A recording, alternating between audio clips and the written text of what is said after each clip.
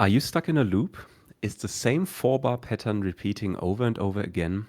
Today we want to speak about one of the most common issues that producers are facing, which is how can I turn my loop into a fully fleshed out song? And with that, we welcome you to a new episode of Signal Chain Stories, a podcast for musicians, artists, and creators. My name is Kvndra, and with me, as always, is the wonderful Mordio. And the first question again goes to you, my friend. How are you? And what is up in your artistic life? Nice to have you with me. What I'm up to, I'm actually working on an EP. So writing concepts and everything right now to get the stuff, I hope this month's out. Ooh, And exciting. yeah. A little 2-track EP. Some bangers for the club, I would say. Yeah. Some good techno bangers. Proper techno, yes. After the Nice. ambient album, I felt like I need some groove. Yeah, I feel that. Looking forward to it. Thanks. And what are you up to? Same. I also have an EP out. Maybe I think when this episode is released, it will already be out. Okay. It's my new EP called So Finster die Nacht. It's a mix of ambient music and also has a proper techno track in it. So goes a little bit away from like the melodic house stuff I've been using or I've been doing before. And yeah, I'm really excited for this. So yeah, looking forward to having it released very, very soon. He sent me the full package in the end. Oh yeah, When I hear it. exciting times. And you feel good today? Yeah, absolutely. I'm really interested in this topic because I just had with one of my Patreon a conversation about it, and it reminded me again that I think a lot of people are actually struggling with this, like getting out of the loop and making it a fully fleshed out song. And I believe it's something that you can actually learn. So if you train kind of like yourself and use the right methods to do it, then I think you can escape the loop much more easy than if you just keep repeating it over and over and over again. Yeah, in the Ableton community also there's this like problem because some people start learning the session view. What I always say is a really good thing from Ableton. But also you're tempted to just stay in this like loop session, having some loops and never go to the arrangement because it's such a big step in Ableton. So also a lot of people are stuck in a loop there. So yeah, I know that feeling. I was there myself. Same. And the interesting thing it's interesting that you mentioned that because actually I also do my arrangements in Ableton in the session view. I actually never really use the arrangement view. Everything I do, it stays in session view. And then at the end, I record kind of like the patterns that I have into like one live performance. And this is then the thing I release in the end. So I think I have a much different approach there. Are you recording like one track? Because I do this too. Or are you recording the full EP or something then? Oh no, it's just one track. Okay, So the reason why I do it is because I want to play all of my songs also live, and I want to approach it as a live thing because I immediately when I make a track, I think, okay, how would it work in a live set? So I want to have something that also then obviously works live, and this is the best way for me to do it because then I have all my stems already ready, and then I can just perform them, loop them in a different way, also change the arrangement to break a little bit with the standard song. And I think that's just something really, really nice. And this is why I work like that, and which is why I have really started to like this approach. It's probably also because I come from boxes like the Electron boxes, which are very heavily pattern based. So you don't, I mean, right now you have an arrangement mode in some of them, but when I started to use them, there was no arrangement mode. Like you couldn't kind of like arrange your patterns. You all had to do it while you were performing, which I like that actually. Yeah, same for me. I always Okay. found that a big plus. Kind of like creating all your different patterns. Like for me, it was mostly I had up to 6 patterns per track, and then I knew that a song was ready, and then I started to jam and perform with it, and then the arrangement came together naturally. Yeah, by jamming.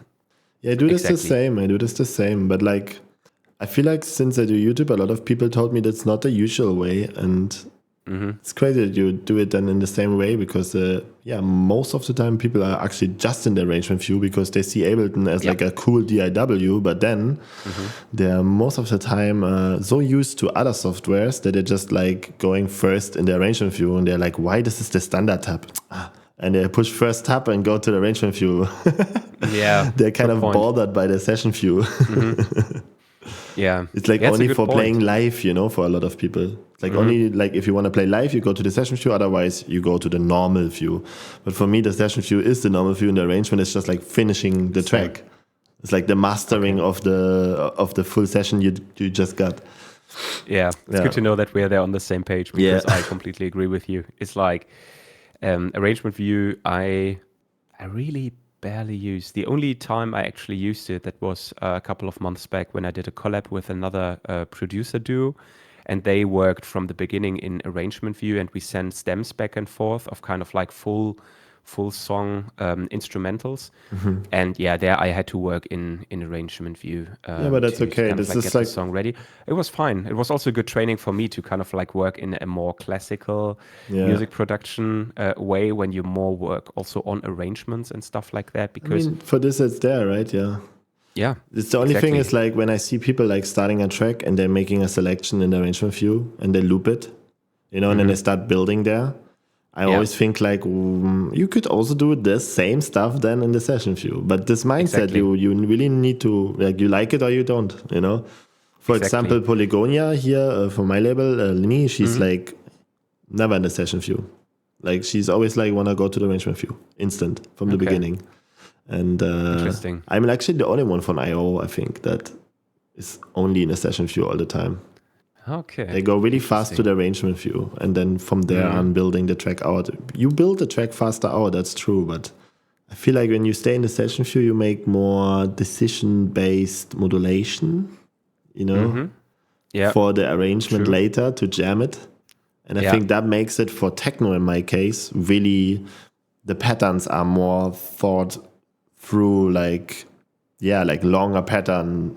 Like I always say, I have modulation for the modulation of the synth itself, for sound design. And then I have modulation that have like really long times, that is more like a filter that's opening for 16 bars or something, you know? So it's like literally an arrangement modulation. Yeah. Okay, that's interesting. So you're using kind of like also modulation and things like LFOs to shape, and I think I've seen that in one of your videos, actually. It reminds me it rings a bell somewhere that you say basically that that all of the kind of like sound shaping actually helps you to create arrangements, right? You hear like how the filter slowly opens, you know, dun, dun, dun, dun, dun, dun, dun, dun, dun. And then you feel like, okay, now I have to go to the next line, and you just drop the next line, you know, and you kind of have a dialogue with the session view and what you're hearing when you have to push maybe the next drop or the next row. That is cool. Or, you know, I feel like it's more in dialogue with the track than when you actually arrange everything by yourself. So I would say also for our topic of today, this is like one of my best tricks is actually using modulation for arrangement. So like numbers like 16, 8, you know, in the LFOs and whatever. When you sync it, you're just putting it on the highest numbers and use these numbers to have these moments of like in the middle will be 100% a drop where the kick goes away or something. You can already plan that by these numbers. And then the cool thing is, like, even if you then have a little bit of an uneven number, then the drop could come after 12 bars or after 14 bars. This is what I do. That's something, that's awesome. That makes it sometimes really unique, and you didn't plan it like for real. It just happened, and you're like, ooh, that's actually nice. Yeah. And it's a nice way to jam together with your machines, because I mean, it's always hard to jam together with your synths because you have to control them. But if you modulate them in this way, I think they are kind of like giving you some feedback, as you said. Then the filter is opening, and then you realize, okay, something now is the coming energy up. is rising. Yeah. I need to react to that. I think that's really smart. Yes, that's really smart. Thank you, mate. Yeah, of course. You're welcome. So give me one of your smart ways when you're on an Electron machine, because I have no idea how I would do it there. So Electron is also very much based on patterns and loops repeating. I think the pattern length, I think they changed it with the Mark II levels, the Mark II models of the Digitone and Digitakt. But in the past, the maximum length was 64 steps, which is decent but not super long. There were some tricks to extend it to 128, but then that was really kind of like the maximum. And something But it's enough. I like to, yeah, it is enough. I mean, for complex chord progressions, it can be a little bit limited, especially when you do melodic house or stuff like that. True. But yeah, even there, you find your ways, and then maybe you work in kind of like, instead of 16 bars, you work with like 12 bars, and then you have these uneven repeating chord progressions, which can also be very, very nice. And yeah, one trick I like to use, or I still like to use, is to think in kind of like energy levels. So basically, when I want my song to start, for example, the energy needs to be further low, then I want to build up to a very high energy pattern, then it needs to reduce again, and then maybe build up for the final energy pattern, and then the song is over. So kind of like before I start to arrange, think about this kind of structure. And then what I like to do is I create one pattern, which is for me kind of like, usually this is how I start. I create the maximum energy pattern, which has a lot of elements in it, which is very loud, which is just has a lot of energy. And then from there, I reduce it, because for me, that's always easier to take stuff out than to add additional Absolutely. stuff. I do the same in Ableton. Like I'm building a loop system that I like is like, okay, now it's cool, but then I check my metering and I see the track is full. And then I make new lines where stuff gets less, and then play it from less to up, make a huge drop, and then go back to middle part or something for the next drop, and then build up again and slow. Like you can just play with this energy levels, Exactly. And this is what I like to do, is then basically to think, okay, what needs to happen now? Which elements can I take out? And there you can be really creative. And this is something I have also found in Ableton Session View, is it works in the same way. So you can very easily take out elements, which is also why I prefer it over the arrangement view, especially when you kind of like build your track, because you can very easily decide, okay, here now I'm jamming, and on my push, then I just mute the kick track and the hi-hat track and see how it sounds without them. Or I just take the snare out and I just have my instrumentals playing, or I take two of the main instrumentals out and just have the up playing together with the kick and the hi-hats and see how it sounds. And this way you can come very easily up also with some new patterns. And so yeah, that's the first tip. And I think another tip that I really like to use is to change kind of like my sounds, but keep the pattern the same. So on the Electron boxes, that's something you can very easily do. And I think in Ableton the same way, is that you keep kind of like your MIDI data, but then you change it with, let's say, the sound that you're using. You change your synth sound, or you change kind of like, the sound that you were using for the chord progressions, but the chord progressions stay the same. Or what you can also do, and this is something I really like, is you have your chord progressions, like, let's say 4 different chords, and then you suddenly let them run through an arpeggiator instead of kind of like having the chords played by a synth. And this way you can create also some rhythmic differences, which works actually really nice for B parts after a drop or something. And I think that stuff like that immediately helps you to get these new elements that you can then bring into the song and make the arrangement progress further. That's a good one that you just, I can hear it in my head, like you, I don't know, you have a drop with this 4 chords, then everything stops, the filter slowly opens, like the contrast of the silence, then the filter slowly opens. It's the same chords, but they're like like in some polymetric coming in. It's the same harmony, but it's like different, and it's fading in, and then the drums come back in. Wow, yeah, that's a good one. That's a good one for totally for melodics. I think it's really nice. yeah, you know. No, it works really well. And maybe also combined to that, what I also like to do is when I have a chord progression, let's say I have quite a complex chord progression of, let's say, 12 different chords that are looping in an uneven way, I would probably start the song not with the full chord progression, but only with maybe the 2 first chords of that. They're just repeating in the beginning. Maybe also the filter is very much down, and then it's just like, again, we have a low energy level, and it's just like building from there.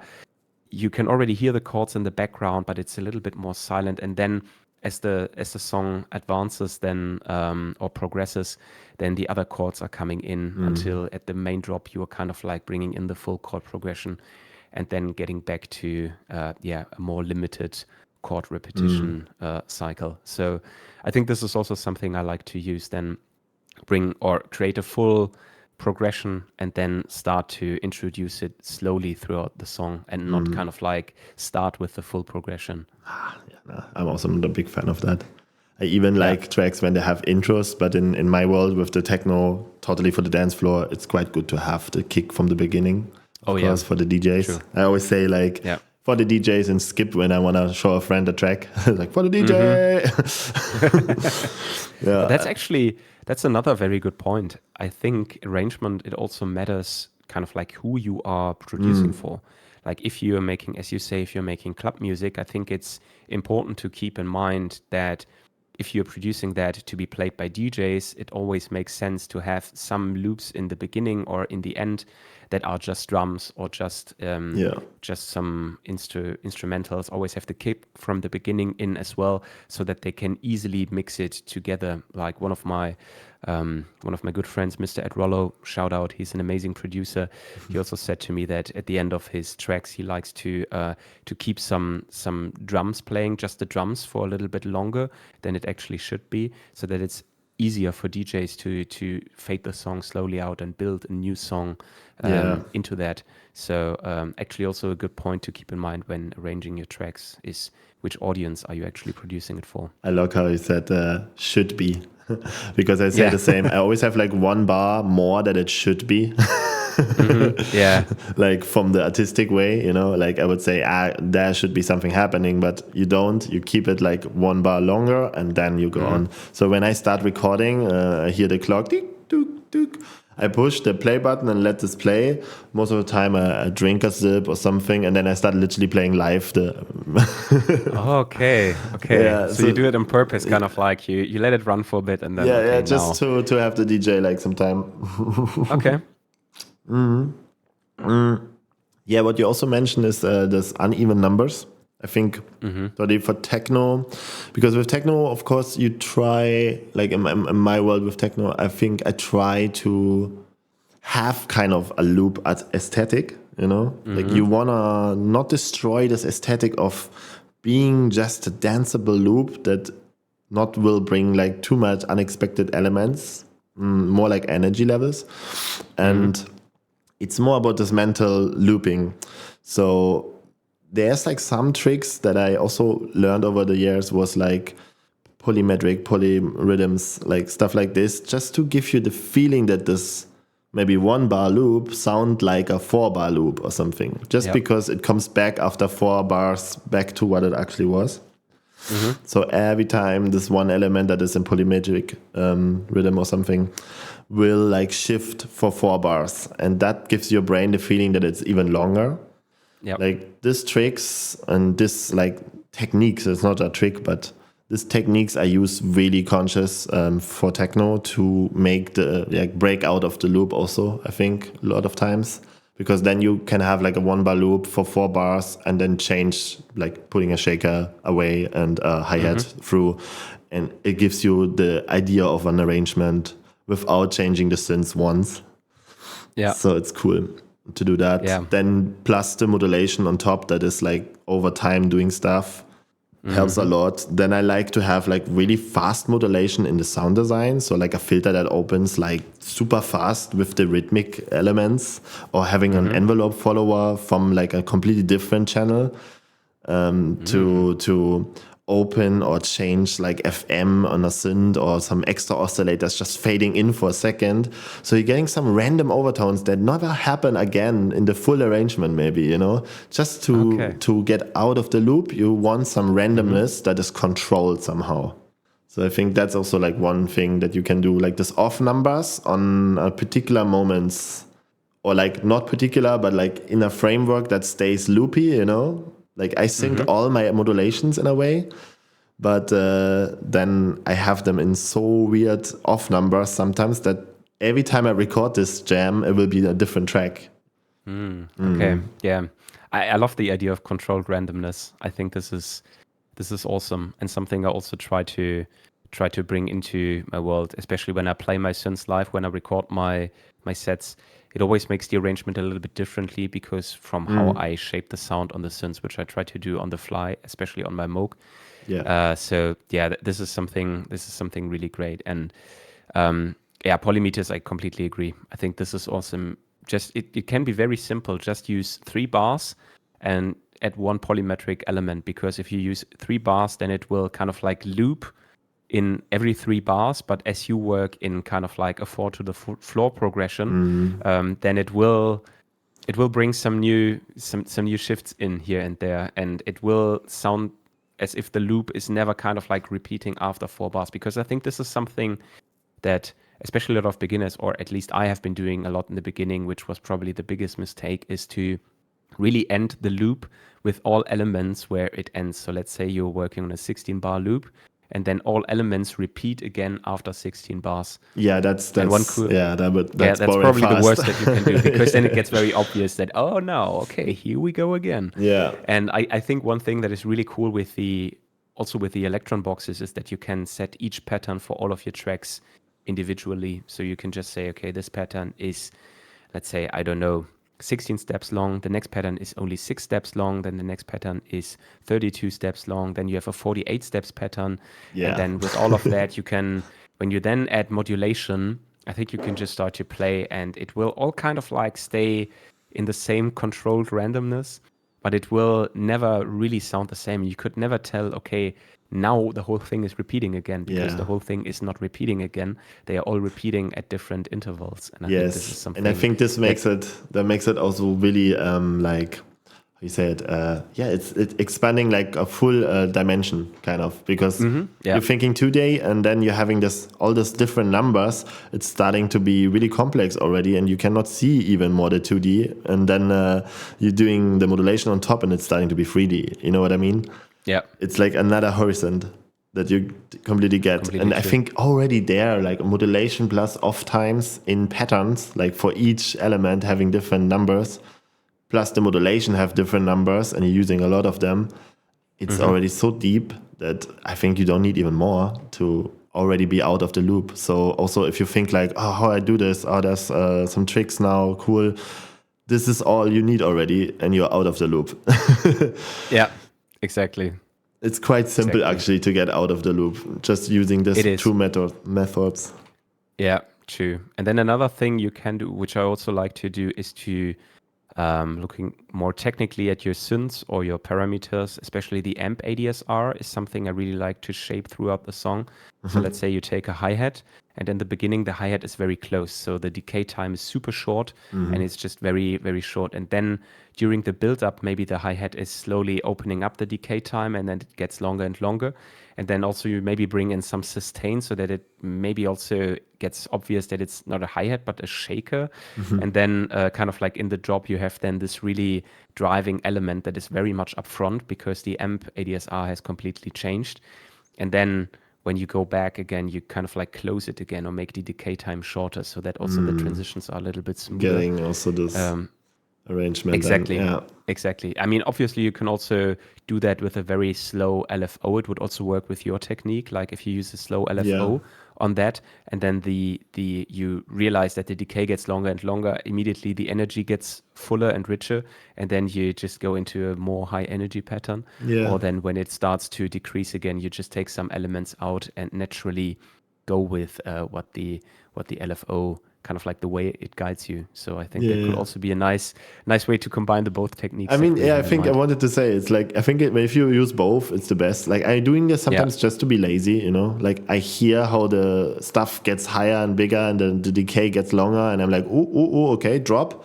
But then before I drop back in, maybe I just, in the recording, record that I make the LFO off. So I just touch the filter and close it again on the envelopes. And then when we drop in, it's actually, again, all super snappy and clean without decays. So things like this you can do also, yeah.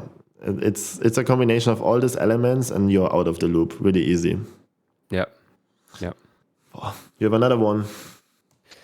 Let me think. I mean, obviously one one obvious thing, I mean, we've been touching on that a lot, is actually change what you have playing, kind of like change your melodies, for example. Yeah. One thing I like to do for high energy patterns. So if you think, oh, I really like my melody, or you're too lazy to come up with a new one and want to stick to that, for high energy patterns, what I like to do is just transpose the whole melody one octave up. And also for low energy patterns, transpose the whole melody one octave down. It immediately kind of like takes away energy or adds energy, That's a good especially through the higher frequencies. And then if you combine that with maybe a filter a little bit more open on your melody, easy. It's a classic, but it's a good one. It's a classic, but it works. I think all of these things totally for we melody mentioned here, it's something that kind of like if you combine them, it just works, and it doesn't have to be super complicated. And I think this is probably one of the biggest things that I had to learn is you don't have for a B part to come up with a completely new song. I always thought, oh, I now have this loop, and what can happen next? There are some elements that need to change, but some should stay the same, because I mean, people should hear that it's still the same song. Yeah, that's what I mean. You like, can play in a lot of different ways with that. Beginner producers, I feel like I can hear a beginner track mostly on that fact that I can hear there's 5 ideas in this tracks. There are 5 tracks inside one of a track, you know, like it's this thing where you change the pattern and it's a full new synth line, and you're like, because there is there is like some structure of a track that have to repeat to make it to like a track kind of. It's, I think, just based on society, but it makes sense to not having all the track ideas inside one of track, you know, like make another track then. There was one thing I did too much in the beginning when I started Ableton. I remember like there was like 5 tracks ideas inside.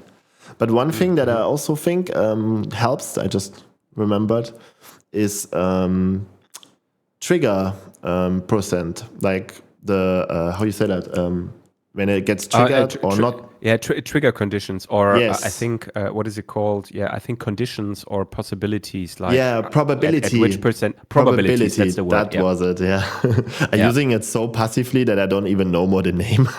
Same. And this in velocity changes also for the loop, you know, to make it kind of change the loop a little bit. Velocity and probability in Ableton, you can literally click one time random button down there in the MIDI row, and you have it, you know, and that's quite convenient now in Ableton 12, for example. How you can do it in the Electron machines actually?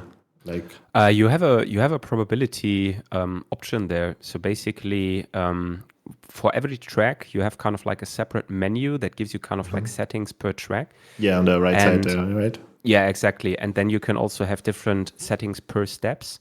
And then you can, I think it is for every step, you can say individually, okay, this step should happen at 80%, this step at 50%, I remember. and so on. Yeah. Or you can say, I want the whole track to kind of like happen every trick for 80%. And then it will kind of like randomly on a chance by 80% trigger the different tricks, which is actually very, very helpful, because sometimes you only have one element that you... Yeah, absolutely. When you use both, you know? Yeah, absolutely. The cool thing is, I'm not sure if this works in Ableton Live, but on the Push 3 standalone, I've worked in a similar way, and there you can do it as well. Like you can, in your sequencer, you can hold down steps and then say with what probability these steps should be triggered. And this way you can also shape your patterns individually. I'm pretty sure it should work in Ableton Live as well. But it's one of these things where I only know how it works on the Push, but not how it works in Ableton Live. So I need to do it there every time. But it's a great way to also come up with new variations, with new... with there's always something that is changing, which keeps the listener engaged and interested. And then you also can use, like, for example, in Ableton, you can use like a 1-bar loop, like simple, like with one note, beep, beep, beep, beep. Cool. So perfect for having a techno kick and some percussions, and then a doot, doot, doot, doot, something simple like that. But then you give them a probability. So sometimes just one of the notes is playing, doot, doot, doot, doot. You know, like it's changing constantly when it's playing, when not. Or you can do the same with chords. Like you have a chord, and then it plays the chord, the full chord, 4 notes. Sometimes just 3 notes, sometimes just 2 notes, sometimes just 1 note. So it's like a doot or like a voot. And it's just like one loop playing, but constantly changing if it's a chord or not. And I think this is also like a really, really simple way to break out of the loop. Yeah. With these 2 things. Put that on velocity, that also changed. Maybe even modulate the velocity. You know, like you see that there's these layers. You can go unlimited possibilities with all of this, what we already mentioned. Yeah. And then once you build all of these layers, you're actually not really in a loop anymore, because you have this kind of like on paper, obviously it still repeats, but it doesn't sound as if it's repeating anymore. And then I think this will make arrangement so much easier then, because then you can just go there and say, okay, here I just want the kick drum and maybe the chord that is always kind of like the chord, or just one single note, which is always changing. And then I add more elements, and then you can start to arrange like in a more classical way by adding and removing elements. Yes. And then I think the natural progression will come by itself. Yeah, I'm thinking often in mixing terms already when I want to make the arrangement. So I'm thinking like, okay, these 2 elements actually biting each other completely. Like they are like in the same frequency range and they shouldn't play together. So you can make this decisions based on the mixdown even, and say, okay, wait, this element never plays when this element is playing. And then you already get like kind of like this 3 bass loops that are working good together. And one have the synth line, one have just drums. So you already know when you want to play what. So you just jam it in and there you are, you know? Okay, that's an interesting approach, already thinking about the mix and kind of like which elements are clashing. Yeah, I think this already then, automatically gives you a structure, because maybe one of the elements that are clashing, one is the more high energy, one is the more low energy one. Yes. And then you know, okay, the high energy one comes in the drop, the other one is coming in the beginning of the track or whenever. And then it became really natural, everything. Like everything starts to be so natural clicking. I love this because I feel like sometimes like it's just math, you know? Like you're putting these numbers, these offbeats, this modulation numbers, and then everything starts to just make sense on some point. Yeah. And the track is done. It's magical. Yeah. I love that feeling. But I love to play. I love to play with modulation and like loops. I guess that's why I think I do techno. It's not my favorite genre, you know. It's just like it's the really loopy music. It's techno, so I think I like that. Yeah, I like it as well. And then it's, as you said, for me, it's jamming then with the patterns. So I have a couple of patterns ready, and then I start to jam, and then I realize, okay, this could actually be cool together. Or maybe I make an accident and suddenly I have a B part which I didn't wanted to do. And I think this is something that people probably in arrangement mode will get a little bit less, because if you really have all your patterns at hand, you can mute them, stop them, you can start them to play, or you make them start play while the other pattern is already half through playing, and then you just relaunch a clip or something. Then some really cool new interactions can happen. And I think things like that, it's really hard to do that in arrangement mode. And this is why I always love to jam with my stuff. And then when I feel, okay, I have now enough elements together and enough things are ready and I have an idea where I want to go with it, then I can record it as one file, and then see if I like it, if I have to revisit it, or if I call it a day and say, okay, track's done, recording's done. Yeah. What I also just remembered in the past, where I got like my first synth that was always on my desk. There was also one workflow that I used a lot to break out of the loop is I'd actually just make drum loops and stuff in the arrangement and maybe some patterns, but it stayed really loopy. So you have this like bass groove of, to dance to or whatever. And then having this one synth line when you have the arrangement already done and jam over the full arrangement. So you're making movements and all the things with this one, because you can focus only on that. You don't have to play the patterns, you know, like the arrangement is already done for the drums somehow. And you just play I always say the story synth on top. That's a nice word. Yeah. I love it, the story synth. Yeah. Yeah, one synth that actually tells you the story. The rest are just more making you move. Yeah.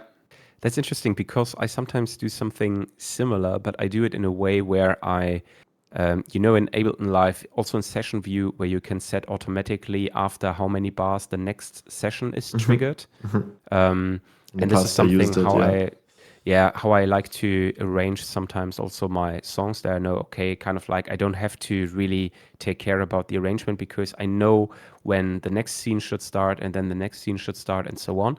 So I automate all of that and say, okay, I set the automations there.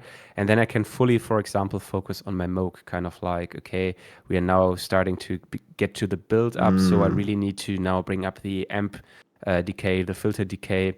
I need to bring up the filter in general and maybe introduce some more notes and also play some stuff live. And it opens up more of your brain resources for that task because I don't have to focus on the arrangement. So completely agree with that. It's something I also like to do. Also, one thing that I also just remember right now is it's a trick that a lot of people don't know in Ableton, so maybe I wanted to mention it. It's nothing for my world with the techno for the DJs, because when you change the BPM in the middle of a track, I think DJs will hate you. But you can type the BPM number plus a space and then BPM into the, on the right side where you play the full clip line. In Ableton, when you type with a space the number and the BPM, it will change when you click on that full line. It will change the BPM to that. Oh, okay. So you can make huge arrangement switches if you want to do, and that definitely brings you out of the loop. Oh yeah, it's a drastic one, sure. but it's more for live act, I would say. But I mean, but for that it's. If you want to make free spirit music, I think changing the BPM in the middle of a track, fuck yes. Yeah, let's go. I like to do that actually for live sets, but I do it more in a manual way. Like on the push, I just turn up then the BPM. So for example, when I switch from my more housey stuff somewhere between 122 and 125 BPM to some of the more techno stuff towards the end of my set, I then go into a pattern that loops really nicely and then just bring up the BPM from, let's say, 125 to 135 or even 140. You hear it then, right? But you can hear it. It's kind of like it's kind of like a tangent. What also works really nice if you throw a little bit of delay on it and maybe a little bit of a filter, then you probably know this, but if you turn up the BPM while a delay is playing, you get this really nice shifty, wobbly sounding artifact. Sounds something like a tape effect. Yeah, totally. When you use echo or something that emulates tape, so you're getting the pitch modulation. Yeah. Exactly, pitch modulation, yeah. And this is something really cool. So if you bring then up the tempo, then your sounds suddenly get these really nice tapey artifacts. I used that. It's great. I used that when I was playing live with Ableton for a time in the beginning, when I went from ambient, where I wanted that my modulation is even longer. So I played on a BPM 70 BPM. Or something, and just having ambient patterns going with super slow, 8 bars on a 70 BPM.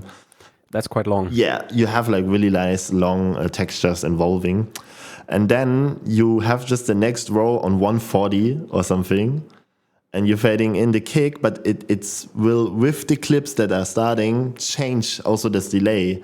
So you get this Yeah. And with this, you don't even have to build an FX or something like sound. Just making it naturally. Things like this I love to do sometimes. It's really cool.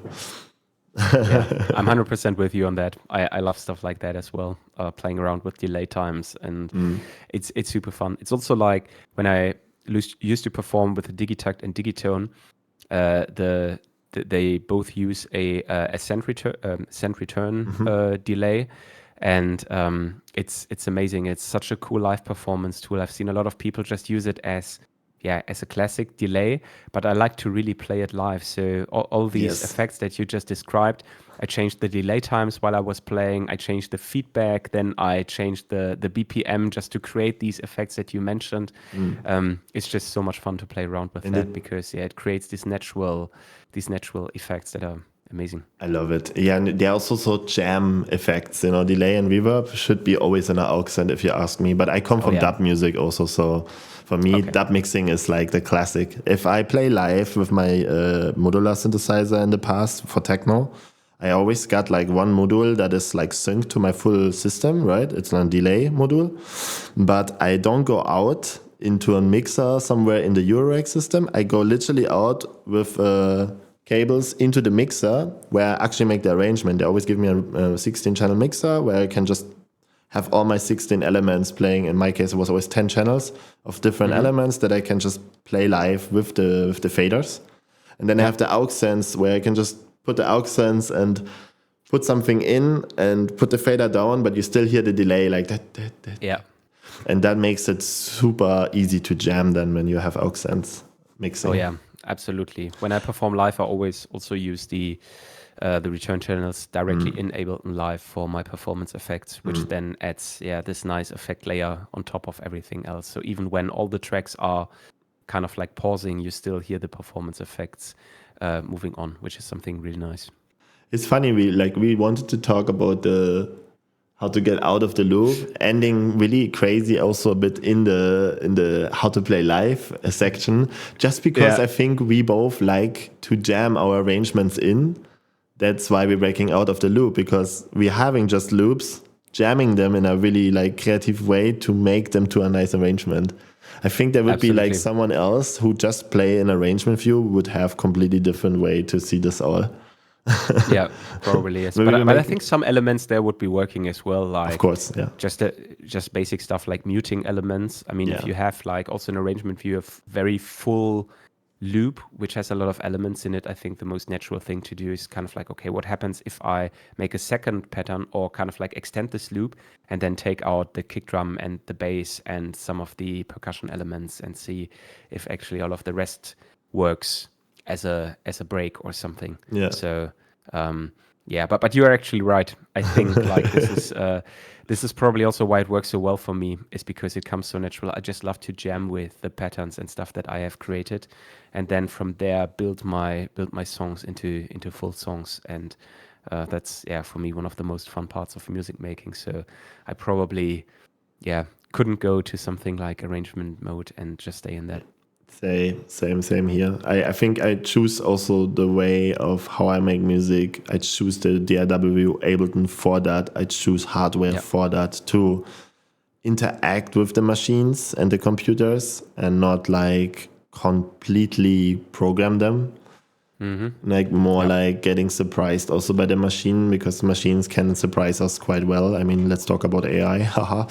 So I like this like random triggers that you can get from the devices also that inspire you as a human to interpret them in a different way that gives another trigger to the machine again. And then it's like this ping pong with dialogue system.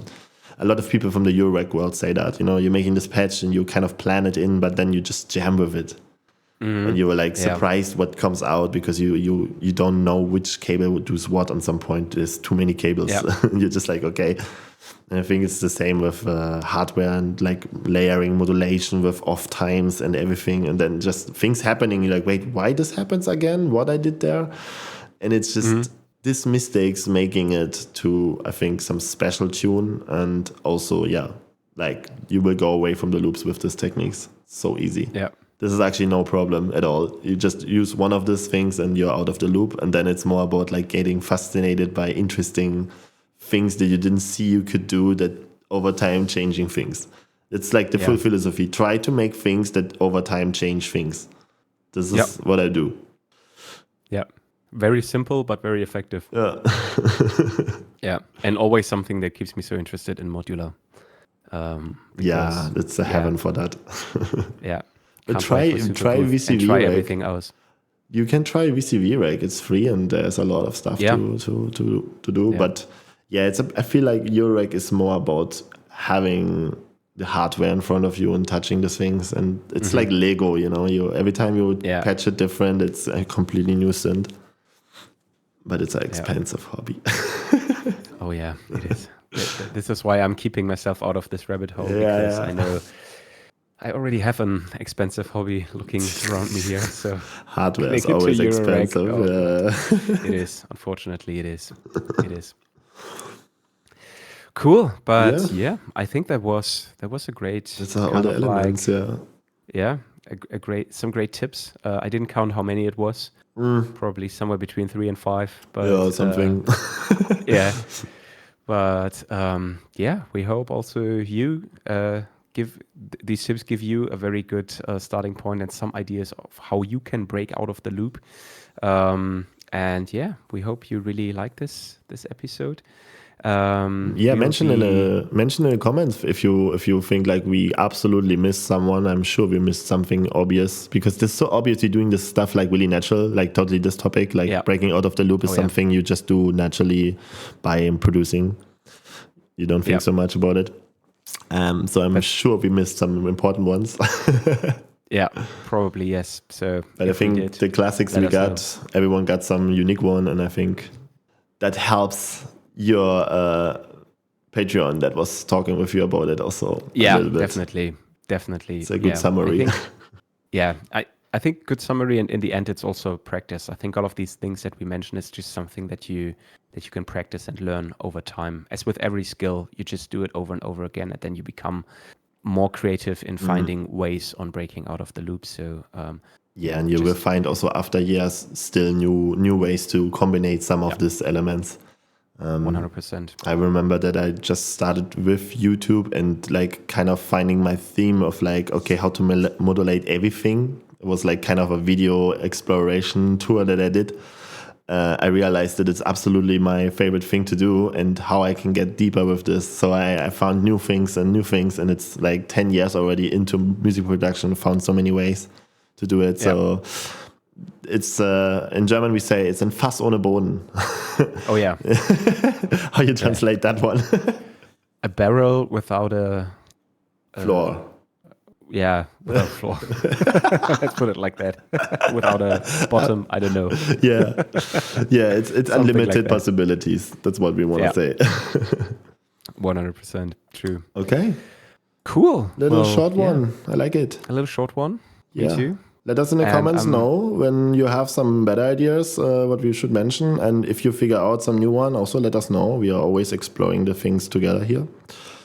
Absolutely. And for the next episode, we'll already be at Super Booth. So if there's anything you're interested in, let us know, because we will be there exploring. Also obviously mentioning or talking here in the podcast about Super Booth and all the cool new things we hopefully will discover there. So stick with us. I think this will be a very cool one, and I can't wait to see you in Berlin. Oh my God, finally we meet in real life. Yeah, it's crazy. We haven't done that. Didn't done it for now. But it will happen. It will happen. Yeah. First thing I do is a big hug for you. Yeah, likewise. Okay, now then, let's wrap it up. I wish everyone that listening or watching us an amazing week, and we see you soon. See you soon. Take care. Bye-bye. Bye-bye.